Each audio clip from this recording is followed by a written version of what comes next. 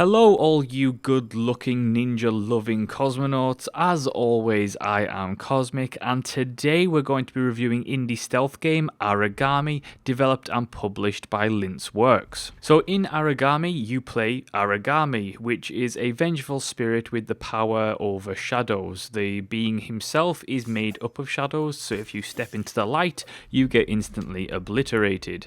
Now, essentially, you are summoned by a captured girl called Yamiko, and she's been imprisoned by a clan who use light as their primary power source. So the clan of light are essentially holding her prisoner, and you have to go and stick to the shadows, kill off all those idiot light lovers, and rescue the girl. But before doing that, you also have to uncover the story and the mystery about what's going on behind you, because you don't know who you are and you're getting strange visions. So you've got a mystery to solve in that regard. You have to collect 12 magical talismans before you can rescue the girl, and then find out what the hell is going on. And as the case is with Star Wars, the dark is much cooler and much better than the light. Now, I have to say that Aragami wasn't one that was on my radar before it launched, and when it launched, I myself am a little bit of a glutton for stealth-based games. Stealth-based games have an interesting relationship with audiences, because I always found that there's been some really good stealth-based games that people utterly crap on because they're too hard, or they don't understand the mechanics, or you can't do this, or I can't play the way I want.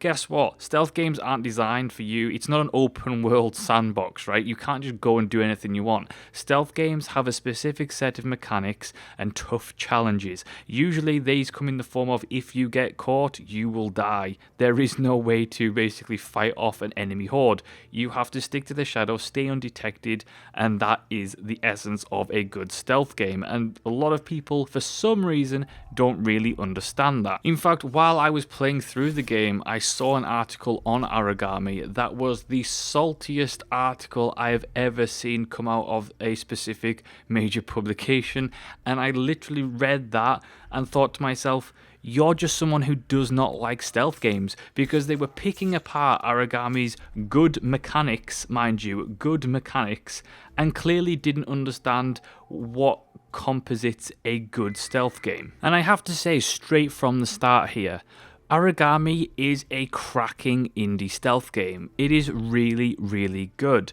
I love the setting, I love the art style, the colour scheme, it looks fantastic. Now, don't get me wrong, it certainly has some problems in the visual department, i.e. its cape physics, various little bit of flickering here and there, some graphical problems, but for the most part, it's fairly damn solid. And for an indie game, they've gone the exact way that you should go. Don't try and make it look realistic. Don't try really, AAA visuals. Go for a unique, colourful art style that will last and look great. And that's what they've done, so all props to them for that. So let's get right into the mechanics here. So as a Aragami, you are a shadow being, which means the shadows are your friend and light is not.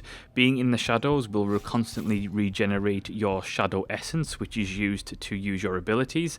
And if you stray out into the light, then your essence will be drained and you won't be able to use any of your powers, and that pretty much sucks. Now, the enemies you're facing aren't just regular samurai from any old Japanese feudal Japan themed video game. You are facing warriors of light who harness the power of light in everything they do, from their attacks to imbuing their swords with light so they can fire off a blade of light at you. If you get detected and hit by one of those blades of light, you are insta-killed. That is it. Now, the game does have a save point system that is fairly liberal. It could be a bit better, granted, in terms of sometimes you will get further than you think you should in terms of a save point, and then you die and go right back to the beginning of the level. It would be better to have a regular set checkpoint system that, I complete this objective and then that's it saved, and then I complete another objective and that's it saved, rather than it being just seemingly random at points. The enemy AI isn't a particular masterpiece, but it does the job, and it does the job well. It's a solid execution of a stealth mechanic game. You're looking at enemies who will actively search for you. If the area gets alerted, then they're going to be, even if they don't find you, they're going to be much more alert next time. And it's a fairly tough game. It is a challenging stealth game that punishes you for making stupid decisions. It's definitely one of those stealth games that my personal favorites, that it's about going slowly, it's about really reading the situation, taking your time, making good decisions, whereas, you know, this occasional stealth game that will let you just run through the level and not really have any consequences for that. This won't do that. If you break from the shadows, you're going to get seen, you're going to die, and that's the way it is. Mechanically, the best part of the game is the progression, in the sense that you are able to collect scrolls, and these scrolls will give you skill points, and skill points will unlock new abilities. Now, Aragami can blink like you do in Dishonored. You can go from shadow to shadow and blink really fast, and you can queue up several blinks, so you can just go pew, pew, pew around the level, and that's a hell of a lot of fun. And it's also really, really good for getting out of tight, sticky situations. You can also use shadow power to create shadows, so as long as it's not on a really brightly lit source, like directly under a lantern, you're able to create your own shadows where there are none, and they will disappear fairly quickly. But it helps to be able to move and blink somewhere, you know, that has a shadow that's too far apart, and you can just quickly use that. Or it's really good. My personal favorite is casting a really big shadow behind an enemy who's on guard, blinking to them, silent killing them, and then blinking back to the normal shadow that you were at before. That is a hell of a lot of fun, and it feels so good when you pull something like that off. Just that execution, that flawless execution, it's just so much fun, and it's just so rewarding.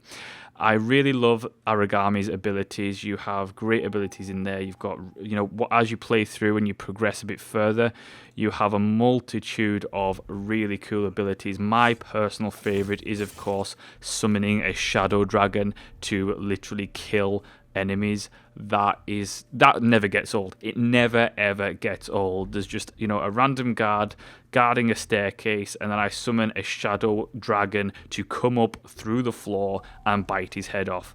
How can that get any cooler? It cannot. And I absolutely think there's a good balance of abilities in there. You have normal abilities, you have offensive, you have defensive abilities.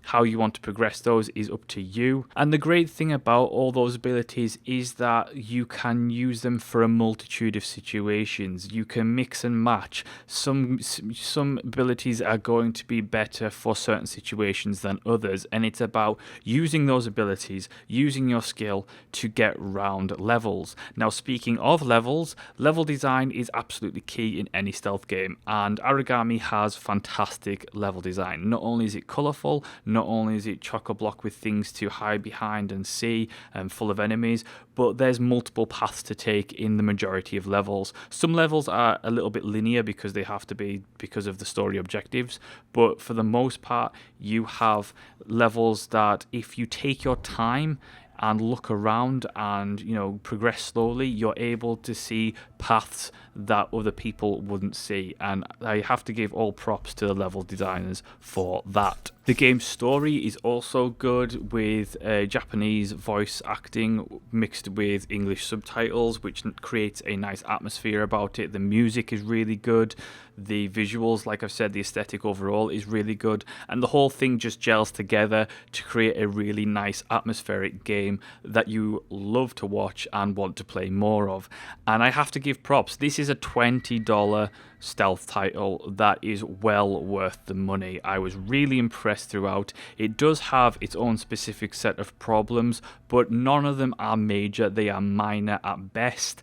And for what you get and the overall quality of this indie game, I have to say that whatever minor problems there are, such as a few graphical problems or a little bit of optimization problems, it's nowhere near the level of what certain people have said it is at all. This is in fact a top indie stealth game, and I was very impressed throughout by it. I thought that they did a great job. The soundtrack is great, the story is great, the mechanics are great, and it's just a really good, solid stealth title. For me personally, I have to say that I would recommend this to everyone. I would certainly recommend it to people who enjoy stealth games, but I think this game has enough simplicity to it that it's easy to pick up and get a hold of, easy to pick up and play. You learn the mechanics really easy, and there's enough here for people who wouldn't normally play a stealth game to get some enjoyment out of it. It's a top indie game for me. I have to say I was very impressed. And that is my review of Aragami. So thank you so much for watching and listening. If you enjoyed the review, do let me know in the comment section below. Please hit that like button, do share the video, and as always, I will see you next time.